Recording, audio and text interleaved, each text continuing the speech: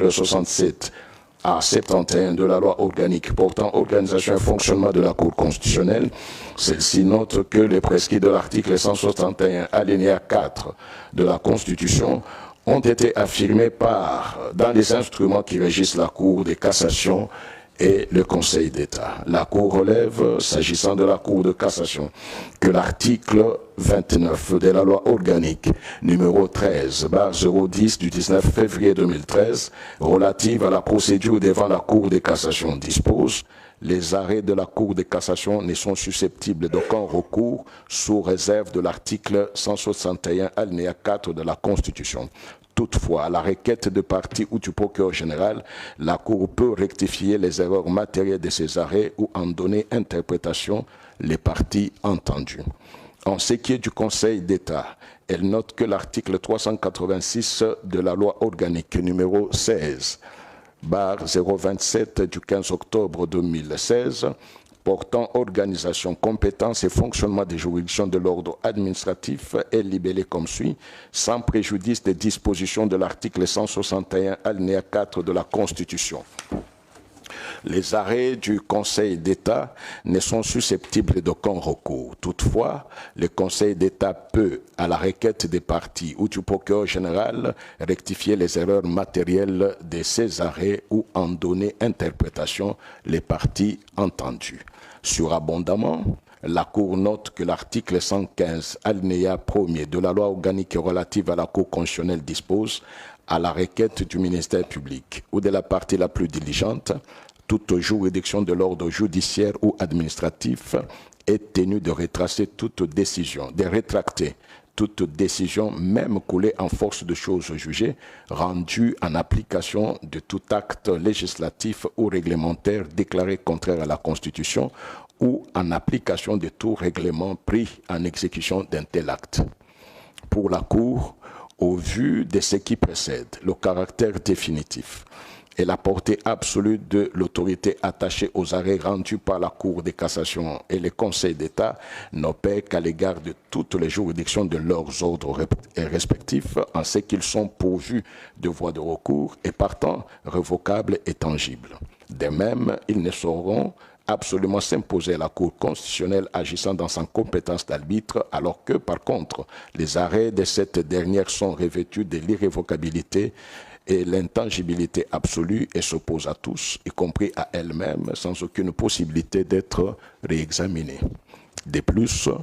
au regard des prescrits de l'article 115 alinéa 1er de sa loi organique, la Cour note que le législateur a voulu attacher aux arrêts qu'elle rend un effet abogatoire sur les décisions de toutes autres juridictions, Cour de cassation et Conseil d'État y compris. Dès lors, pour elle, il est inconcevable que de tels arrêts soient censurés, même par elles-mêmes, au risque de créer une insécurité juridique et judiciaire patente. À propos des objectifs à valeur constitutionnelle susvisés, la Cour rappelle que se fondant sur sa jurisprudence et comptant sur sa position au sommet de l'architecture du pouvoir judiciaire, elle doit jouer son rôle de gendarme et son pouvoir de régulateur en assurant le règne du droit par le respect de l'état de droit, ainsi que la protection effective des libertés individuelles et des droits fondamentaux des citoyens, laquelle constitue le baromètre même du test d'existence du constitutionnalisme contenu dans un état de droit. Confortant sa position au sommet de la pyramide de l'arsenal judiciaire congolais, la Cour constitutionnelle est appelée à juger les actes juridictionnels rendus par les autres juridictions. Dès lors, la Cour a affirmé sa compétence implicite de censurer les décisions non susceptibles de voie de recours, en l'occurrence celles de la Cour de cassation et du Conseil d'État, qui sont attentatoires à ces valeurs. Pour elle, pareilles décisions juridictionnelles deviennent de jure susceptibles de recours devant la Cour constitutionnelle, qui est donc appelée à en contrôler la constitutionnalité, même en marge de toute prévision constitutionnelle ou légale expresse. La Cour juge que pareil exercice ne devrait pas valoir pour les arrêts rendus par elle qui sont, par nature, revêtus d'une présomption irréfragable de constitutionnalité ou de respect de droits et libertés constitutionnelles et qui découlent d'ailleurs de leur autorité définitive et absolue. De tout ce qui précède, la Cour considère qu'elle ne saura justifier la compétence de connaître ses propres décisions en dehors des cas prévus par l'article 93 alinéa 4 de la loi organique portant organisation et fonctionnement de la Cour constitutionnelle, que sont l'interprétation et la rectification d'erreurs matérielles, lesquelles ne sont nullement de voie de recours, mais plutôt des mécanismes de correction et d'éclaircissement de positions contenues dans un arrêt sans en réexaminer les motifs et les dispositifs comme il a été jugé dans les arrêts sous R-Const 1551, R-Const 1554 et R-Const 1591. En conséquence, elle se déclarera incompétente. La procédure étant gratuite, conformément à l'article 96 alinéa 2 de la loi organique portant organisation et fonctionnement de la Cour constitutionnelle, il n'y aura pas lieu à paiement des frais d'instance. C'est pourquoi, vu la Constitution de la République démocratique du Congo telle que modifiée à ce jour, spécialement ses articles 17 alinéa 2, 19 alinéa 3, 21 alinéa 2, 149 alinéa 1er, 153 alinéa 1er, 154, 157, 160 alinéa 1er, 161 alinéa 4, 162 alinéa 2 et 168 alinéa 1er, vu la loi organique numéro 13/026 du 15 octobre 2013 portant organisation et fonctionnement de la Cour constitutionnelle, spécialement ses articles 43, 48, 63 à 71, 93 alinéa 4, 96 alinéa 2 et 115 alinéa 2, vu la loi numéro 13/010 du 19 février 2013 relative à la procédure devant la Cour de cassation, spécialement en son article 29, vu la loi numéro 16/027 du 15 octobre 2016 portant organisation, compétence et fonctionnement des juridictions de l'ordre administratif, spécialement en son article 386, vu le règlement intérieur de la Cour constitutionnelle, spécialement ses articles 54 et 91 alinéa 2, la Cour constitutionnelle siégeant en matière de contrôle de constitutionnalité, après avis du procureur général, se déclare incompétente, dit qu'il n'y a pas lieu à paiement des frais d'instance, dit que le présent arrêt sera notifié au requérant, au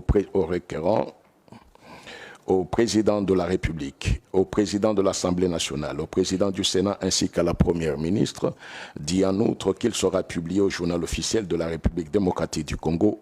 et au bulletin des arrêts de la Cour constitutionnelle. La Cour a ainsi délibéré statué en son audience publique de ce jour à laquelle a siégé la présente composition.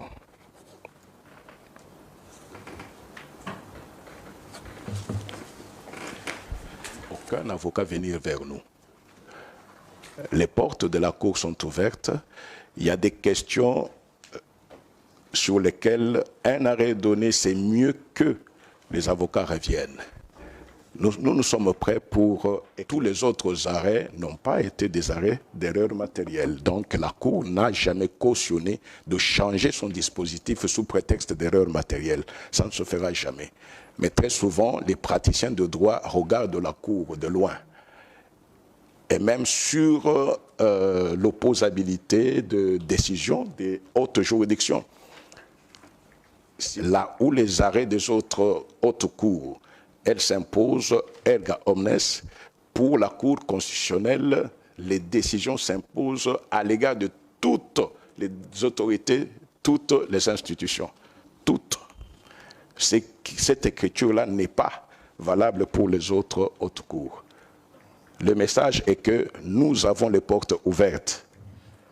Nous sommes disposés de telle sorte que quand vous arrivez, même s'il faut qu'on prépare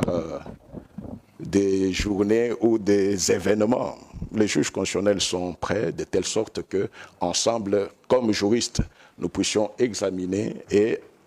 poser les véritables bases. Merci beaucoup.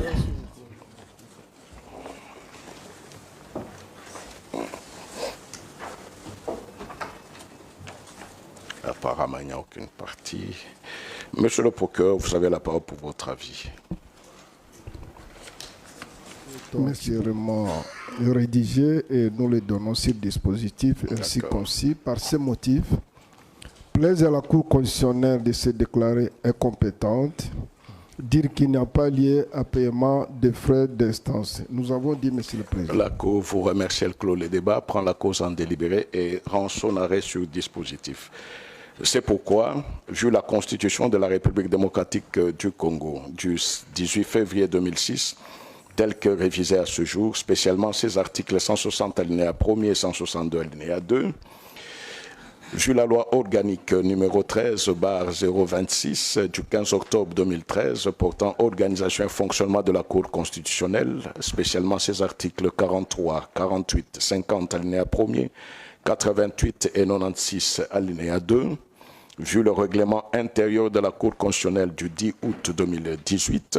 spécialement ses articles 54, 59 alinéa 2 et 91 alinéa 2 et 3, la Cour constitutionnelle siégeant en matière de contrôle de constitutionnalité, après avis du procureur général, se déclare compétente, dit la requête recevable mais non fondée, dit qu'il n'y a pas lieu à paiement des frais d'instance, dit en outre que le présent arrêt sera signifié au requérant, au président de la République, au président de l'Assemblée nationale, au président du Sénat, à la Première ministre, ainsi et qu'il sera publié au journal officiel de la République démocratique du Congo, ainsi qu'au bulletin des arrêts de la Cour constitutionnelle. La Cour constitutionnelle a ainsi délibéré et statué en son audience de ce jour par la présente composition.